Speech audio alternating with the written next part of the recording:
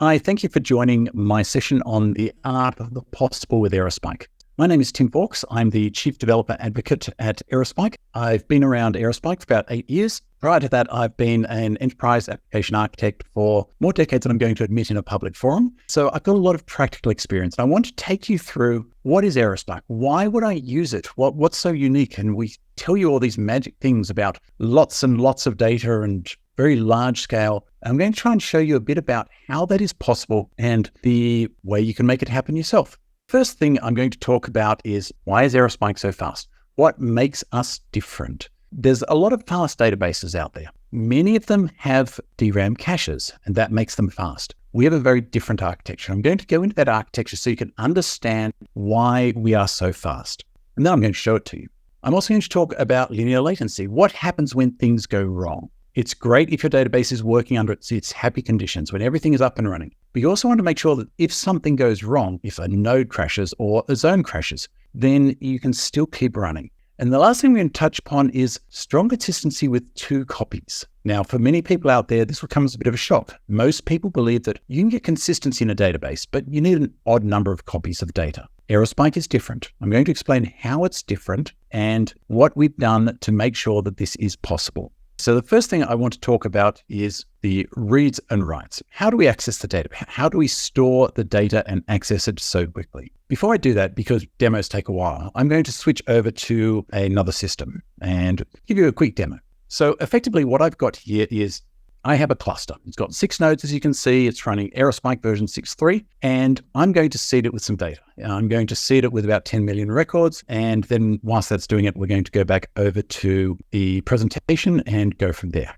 So I'm just going to load my records, and we've got that started. Now I'm just going to switch back over in 1 second, and what you'll notice whilst this is running, that we're doing a bunch of reads and writes. So we're doing a reasonable clip, and it should actually be finished. So that's 10 million records. It took maybe about 20 seconds to do that because Aerospike is fast. Now you can see this graph here shows us the latency. Our minimum latency here is about 200 microseconds. Now these are writes. This is coming from the client. This graph here is actually showing you the latency at the client side. So it's measuring this time it takes from the client to Aerospike, writing the data and then returning, and it's showing you the throughput and the latency of that. And you can see it's incredibly fast. Let me go back to the presentation for a moment. So how is it so fast? We just did 10 million writes in about 20 seconds. And this is not big production style hardware. I'm running in the cloud. I'll tell you more about what I'm running in a little bit, but it's not the best hardware you can get. We can get faster depending on the hardware we get. Let me tell you about how Aerospike actually works. I've got an application. The application runs on my client. That client is talking to a server. Now I've got a cluster of servers. As you saw, I have 6 nodes in my cluster. Aerospike works out which node I need to go to be able to run that workload. So I'm inserting a record. Each record has a master on one of those 6 nodes. And what Aerospike can do is algorithmically determine through a constant algorithm which one of those nodes it needs to go to. So it would do a single network hop from the client to the node that owns that piece of data. Now, I've got 6 nodes. I did 10 million writes. Those writes will be spread out throughout the cluster. Each one of those nodes will do about 1 2/3 million writes during that brief period of time. When the client has sent that message to the server, that server picks it up. We send a unique piece of information called a digest with each record. This is basically a hash. We take the table you're inserting, table or set you're inserting the data into, and the primary key, and we join them together. And we hash them through this algorithm, and it gives us a number. And that number is a big number. It's 20 bytes worth of number, but it's purely random. We take some of those bits of that number, and we use that to work out which partition to go to. That partition tells us the node. The client knows about how to map these 4,096 partitions that Aerospike has onto that node. And so that's how we get a single network hop from the client to the server. What happens on the server? We take more bits in that digest, more of that randomness, and we use this to determine where to look up the data. So we have this table of trees, if you will. Each one of those trees can be fairly small, or they can be pretty big. The more you break those trees up and put into small trees, the faster it is. takes a bit of memory, and we call those little trees sprigs. It's part of a tree. Some bits in the digest will determine in this sprig table which one of those trees to go to. Once we do that, so that's done in order one time, it's very quick. Once we do that, we find the appropriate node. In this case, we looked up our record, it came to node A, it found the second sprig, well, third one if you're offsetting by one, and then went and looked up that third sprig. The sprig's basically a balanced tree, so we'll traverse that tree in memory. This whole thing is typically stored in memory. That gave us the primary index. These primary indexes are designed for speed. They're always 64 bytes. That primary index holds a whole bunch of metadata about the record. It tells us where it lives on storage, so that path down to storage. It tells us how many times has the record been written, how many times has it been read, and so on. So it's very important information. But from that, because it tells me the location on storage, I can go and read that data directly off the SSD. When I'm doing that read, I'm doing a single network hop from the client to the server. I'm looking up where the data lives in memory, and then I'm going and reading it off the disk. Aerospike is very unique in our use of SSDs. Everyone else, every other database out there will get a performance advantage of using an SSD compared to using a hard drive. That's great, they're faster, but they use them as a fast hard drive. The fundamental characteristics of an SSD are significantly different than that of a hard drive. We were built from the ground up to use those unique characteristics. We don't have a file system on our storage devices typically. We use it as a raw device. So it's effectively like using it as very big, very fast, persistent memory. And so we do that very, very well. Aerospike is designed for these sort of speeds that we're going to see here. It's written in C. We do all sorts of clever things to reduce locks so that there's no network contention. And we are typically limited by disk IOPS. Disk IOPS are network. We're not bottlenecked by CPU or anything like that. Even these SSDs have a finite limit. A nice SSD these days can do several 100,000 reads a second, but it's still a limit. Most of our restrictions come from the limits on the underlying hardware rather than the actual software that does it. Okay, so that's a read. Reads are easy. Most people can do fast reads. What about writes? Well, again, we're written from the ground up to use SSDs. We're designed to use their unique characteristics. One of their characteristics is you shouldn't do a lot of small writes to the SSDs. They're very destructive and they're not particularly efficient at doing that. So when we do a write, again, we do a single network hop to the node that owns that piece of data, node A in this case. We then go and store the record or the information you're giving us into a memory buffer. We update the primary key. So we go and find the node, the sprig in the sprig table. We run through the index tree, either find the existing one or put a new one in and insert that record into that tree and point at the record in memory buffer. At that point, we then go off to another node and we say, hey, I want to go and store this on another node so that we've got 2 copies of the data. Same thing applies on that other node. It's written into a memory buffer. That memory buffer will later be flushed to drive. Once we get the response back, we know that our two nodes have a copy of that data. Therefore, it is safe. We can then acknowledge that write back to the client. This memory buffer will be flushed to the drive. It will be flushed under one of 2 circumstances. Either when it's full, and these are typically small memory buffers, typically say maybe a megabyte. Either when it gets full or when a second has elapsed. Now, in my demos, I'm using strong consistency. I want to guarantee that under no circumstances, even a split brain, can I lose data. Some people who use strong consistency want to make sure that even if both these nodes were to crash simultaneously at exactly the same time, which is an incredibly unlikely situation, then they can't lose that write. So we can choose to flush these memory buffers to disk as we're writing through. It's entirely up to you, and you can pick and choose through the many different configuration options that Aerospike has. That's just one of them. So let's go back to a data load. We've got a bunch of data on the drive. I want to go and do something with that data. So I'm going to set up a workload, and I'm going to just have it running in the background. So we're going to run a reasonable workload.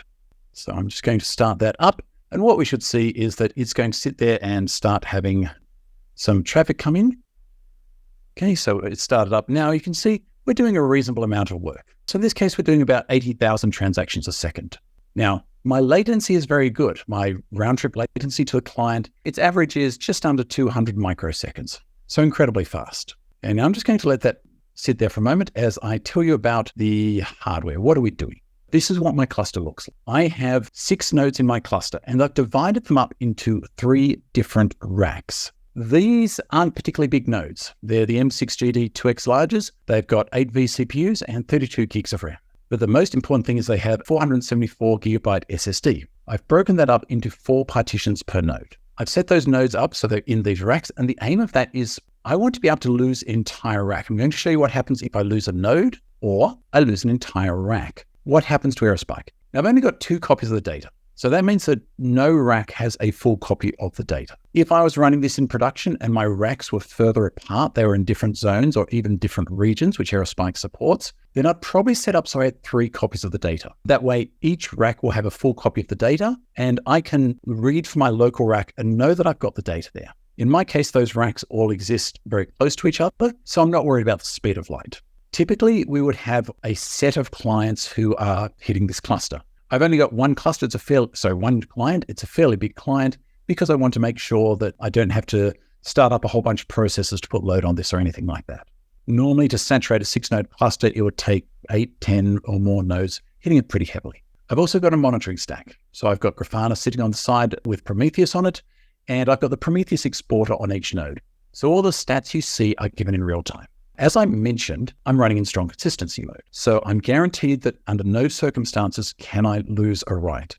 When I do a read, I'm using session consistency. That doesn't guarantee me walk clock accuracy. There's a very, very small chance of getting a stale read under extremely bizarre network situations. But it's so small and session consistency reads are so fast, but almost everyone in the world uses session consistency on their reads. Please note, this is a demo. I would not recommend this configuration for production, and I'll explain why as I go through the demo. So let me swap back now and talk about the demo. So I've got a load. It's quiesced, it's nice and stable. You can see that our latency is a dead flat line. My throughput's pretty much a flat line. This is my happy day case. It's just going to sit there and run and work beautifully. What I'm going to do now is I'm going to start being mean to a cluster. So the first thing I want to do is I want to take down a single node in the cluster. So I'm just going to go off and kill one of these nodes. And what we should see is I'm going to get a brief hiccup. My throughput drops. I get a latency spike. Well, why is that? I'm got a client that is talking to the nodes and it's doing 80,000 transactions a second. That's very fast. So I've only taken one node out of the cluster. And what Aerospike is doing is if you hit a different node, that node is right there and it's still going to respond. If you hit the node that is down, Aerospike doesn't know the node is down. It takes about a second and a half for us to realize that node is down. And in that time, the transactions that go to that node will hit a dead socket. They won't know what to do. The cluster hasn't readjusted. After that second and a half, the cluster has readjusted. So you can see that my cluster size is 5. It was a brief pause. That's why I get a latency spike, because some of these transactions are going to the node that had that data on it. That node had gone down and didn't know what to do. When the cluster readjusted, the client got a new partition map and said, hey, that piece of data that was on the node that went down is now on a different node. Go and get it on that different node. Okay, that's great, but why did my throughput fall to 0? As I said, if you're hitting a node that hasn't been affected, then you're still going to work just fine. It's actually just a sampling artifact. I'm doing 80,000 transactions a second. They're at random. The first one might not hit the node that is down. Second one might not hit the node that is down. But by the end of that second and a half, doing 80,000 transactions a second, I'm pretty well guaranteed that every one of those transactions, every one of the threads that is trying to do those transactions will have hit the node that is down. And so it's not necessarily something you'll hit in production. It's just something that's an artifact of this. You can also see that there were migrations going on. We're moving the data around. We've lost a node. Okay, that's fine. We need to make sure that we move the data around. So we end up with 2 copies of the data again. Let me just bring that node back up. And the same sort of thing will happen, but in this case, you won't notice that blip. And note this blip is only with an unplanned outage. If you're doing a planned outage, Aerospike will avoid that. So I'm bringing that node back up. You can see we're now back in a 6-node cluster, and those migrations are going on. This is saying, well, I moved the data off that. I made another copy of the data. The node that went down doesn't necessarily have the latest copy of the data. I've been running at 70 to 80,000 transactions a second for a good period of time. So it's catching that node up, that the node that went down, it's catching that up and giving it all the data that it needs. This is all transparent. I haven't touched Aerospike. All I've done is I've killed off the node and I'm bringing it back. So you can see that operationally, it's really easy. From the application perspective, I know that I might get a very brief blip if I get an unplanned outage, but it's going to be very brief. I can assume my data is going to be there. And because I'm using strong consistency, I'm still guaranteed that I will get consistency here. So those migrations are pretty much done and going back to normal. The next thing I want to do is kill off an entire rack. I took down one node. That left 5 nodes. But if you think about the network diagram I had, or the architecture diagram, one rack had only one node in it. But the way Aerospike distributes the data is it tries to say, I want a copy. Master and the replica will never be in the same rack. And so it's trying to spread the information around. And it says, I've got 3 racks. I'm going to spread the information around those in 3 copies. When I took down one node, the remaining node in that rack had to cater for all the traffic. And so that throughput probably dropped a little bit because the CPU on that one remaining node was running a bit hotter. In fact, it probably was running hot enough that it was causing it some issues. So now I'm going to kill both nodes in the same rack. Okay, so this is a cluster outage. This, again, could be a network switch has failed or something else has failed. I'm in a network zone that has gone down, or a power supply has happened. Something's happened to a power supply. So you can see I've got 4 nodes. Again, a brief blip. I got a little bit of errors down the bottom there because something timed out, and I could have set Aerospike up to retry that, but I didn't. But it just keeps working. We've lost an entire rack and Aerospike is just working. The next thing I want to talk about is strong consistency with 2 copies of the data. For people who don't know what I'm talking about, in distributed systems like Aerospike and distributed databases, there is a theorem called the CAP theorem. This basically says there are 3 tenets: consistency, availability, and partition tolerance. Should anything happen to the cluster, so a distributed system has to be partition tolerant, has to be able to handle what happens when a network split happens. You get to pick and choose. You cannot guarantee all 3 at once. Most distributed databases, things like Cassandra and Dynamo, favor availability. It's easier. So they can be an AP system. If you think of relational technologies, they are typically a CA system. They don't handle network partitions. There's only one copy of it. It's either there or it's not. So it can guarantee consistency and availability. There are some databases like Aerospike, which can handle consistency and partition tolerance. So it's strong consistency even in the face of a network split. So we guarantee we're not going to lose any data. If you're talking about consistency, you'll find there's 2 terms out there: immediate consistency and eventual consistency. Immediate consistency says that as soon as I've written a piece of data, it will be available for the clients who are reading it. And it will be immediately consistent. There is no delay in it. The other option is eventual consistency, which means at some point in the future, an unspecified time, it will become consistent with the other data. It will become available for read at the latest read.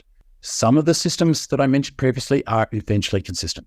Aerospike is always immediately consistent. So you know that when you read the data, you're guaranteed it is the latest copy. If I go and look at the industry, there is a bunch of consensus algorithms out there. The main one being Raft. Raft is very well known and it's what's called quorum-based. I have 3 nodes and I have 3 copies of the data. And what happens is when I do a write to the leader will go and replicate, it will store it locally, and then it'll replicate it to the 2 followers. When it receives a quorum, that is the majority, including itself, of responses, it can then say back to the application, yes, I've got it. At some point later, the other nodes will probably respond and say, yes, I've got it too, but it doesn't matter. I've responded by then. This is very common, but it can be expensive. I need an odd number of copies of the data. This scenario survives a loss of 1 copy of the data. That's great, but if I want to survive 2 losses simultaneously, I need 5 copies. It's a 2n plus 1. It gets expensive. Also, the heartbeats, or the making sure that we have all those 3 nodes, it's done at the graph group level. So as I get more data, I get more and more heartbeats. It slows things down. Aerospike is different. We invented our own consistency algorithm. When we write to all copies of the data. So my application writes to my leader, the leader writes to the follower, that responds back to the leader, and the leader responds back to the application. This guarantees strong consistency, but effectively we can do it with 2 copies. So I can lose one of those nodes and still be guaranteed consistency with 2 copies of the data. If I want to lose 2 nodes simultaneously, I need 3 copies. So in sheer savings of the amount of hardware you need to store the data, we have significantly lower storage requirements than most quorum-based systems. And that saves a lot of money. We maintain consistency through something called the roster. The roster says, I need to know a piece of information about what a healthy cluster looks like. It's got nodes A and B, and those nodes will exchange heartbeats between themselves. It's not done per piece of data. It's done per node. And so the CPU is typically a lot less in Aerospike than in quorum-based systems.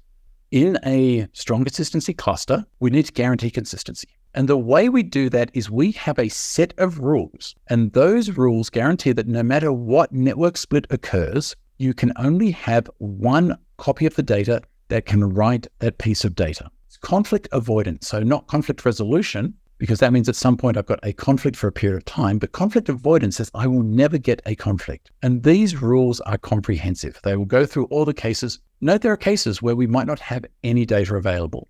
If my 5-node cluster here has devolved into 5 individual nodes, no copies will be consistent. So I won't read or write the data from any one of those nodes. Now, that's a big topic, and I'm just going to leave it at that level, but there's lots of good information on our website. Or come and talk to us. Would love to tell you more about how Aerospike does strong consistency and how our algorithm that does only 2 copies of the data is really beneficial in some very, very practical scenarios in terms of cost savings and efficiency. I just wanted to close and give you some ways of reaching us. We have a Discord channel. It's for the developers. It's great if you want to ask us questions about Aerospike or strong consistency or pretty much anything in general. We'd love to see you on there. So come and chat with us. We're really friendly people. We'd love to see you there. If you're curious about Aerospike and want to get started, then here's some very useful links. We're designed for developers. So there's developers.aerospike.com. There's lots of good documentation, good resources here. Thank you very much for your time and your attention. I've really enjoyed talking today, and I hope you have a great rest of Summit. Thank you.